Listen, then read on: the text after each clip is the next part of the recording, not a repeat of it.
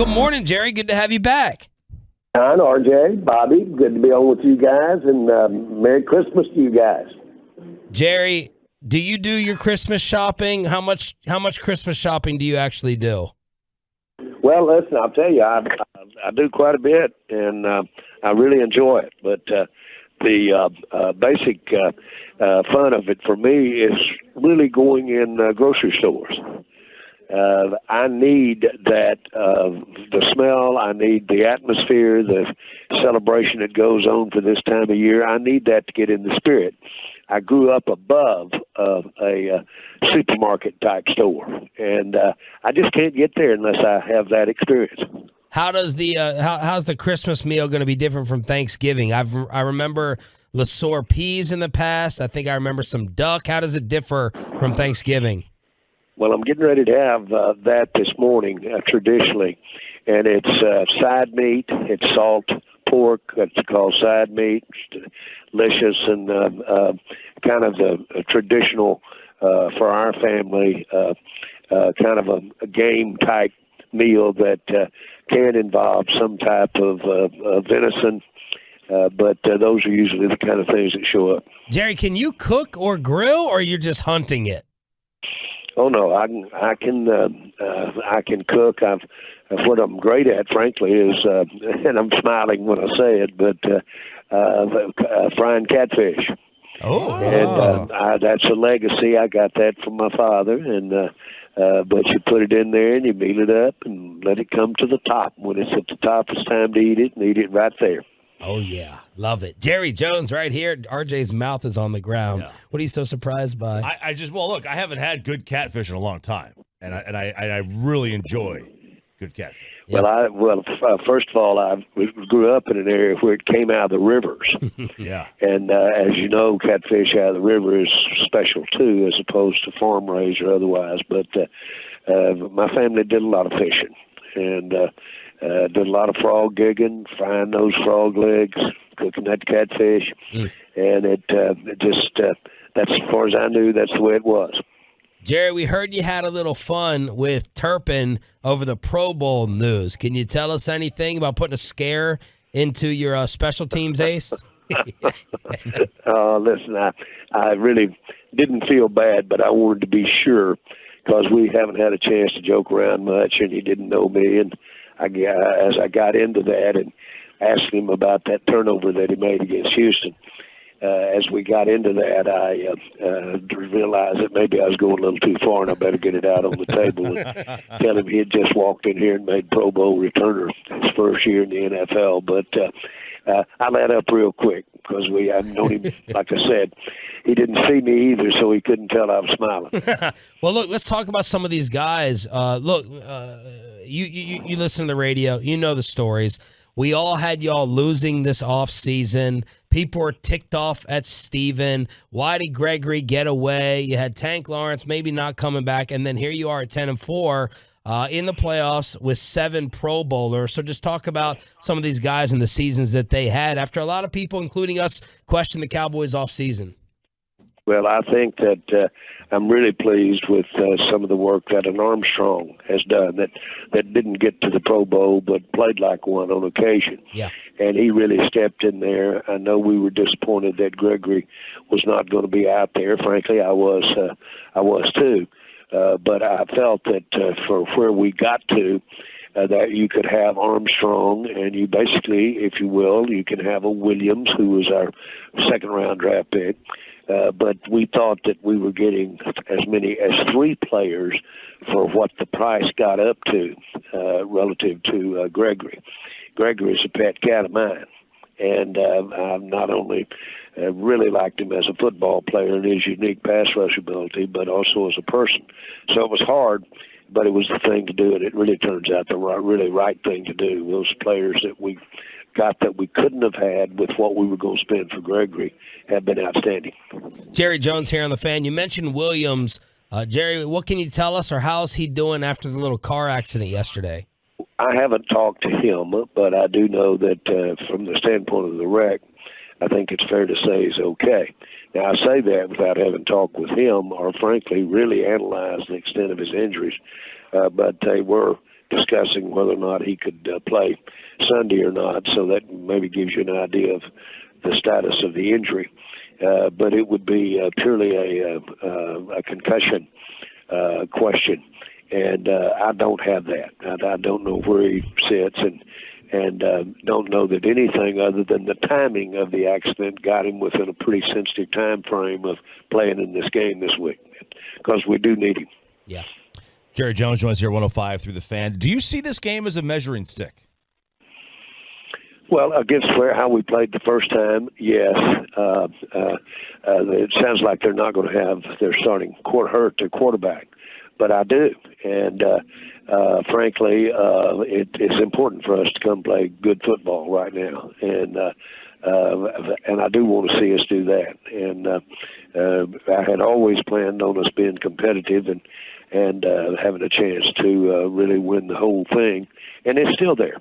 So I want us to, if I have my druthers, so to speak, I want us to play as though we had to win it for a playoff game to get in the playoffs.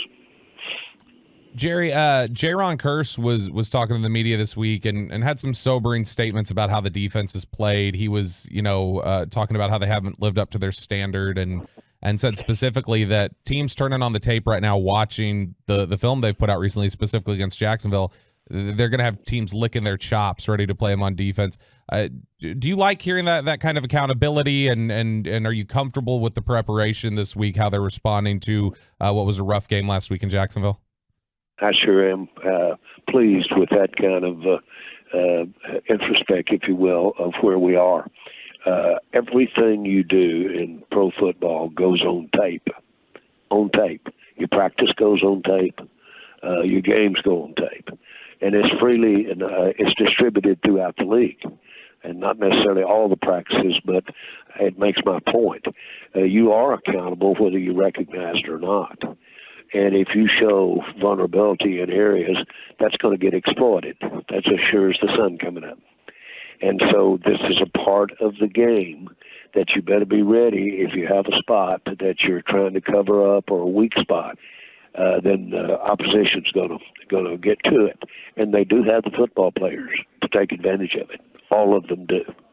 And so that's why on any given Sunday out here, you can end up on the wrong side. Jerry, we heard Dan Quinn earlier this week talk about that they were going to kind of open things up and have a competition at that other corner spot in addition to Trayvon Diggs and Deron Bland. How do you anticipate that playing out on Saturday, that third corner spot? Well, I will let it play out, and that's what he meant, and we'll see where it goes from there. But frankly, I think these players realize that it's certainly maybe not over a week of practice, but in general, you're up against playing out competition all the time, especially young players. And so I don't think it surprised anybody. I think it could be very effective in terms of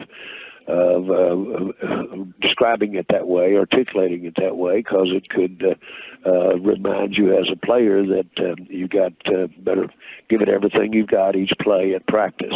What you put in there at practice, what goes in, is all that can come out in a game. And that's really, as far as the entire year, all that you put in, that's all that's in there to come out. So if you have not put in all the right stuff or put in a lot of good stuff, it's not there available for you against Philadelphia. And so these guys are always encouraged to really bear down, really take that classwork seriously, really bear down. And the ones that are the best prepared usually play the best. Jerry, early in the week, we heard that Leighton Vander Esch was obviously going to miss this game. Do you anticipate that'll extend past this weekend? And do you think that in response to that, you guys will play Micah maybe more traditionally at linebacker this weekend?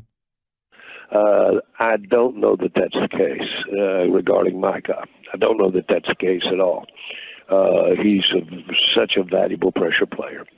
On the other hand, I want to be judicious with Vander Esch relative to with the playoffs ahead.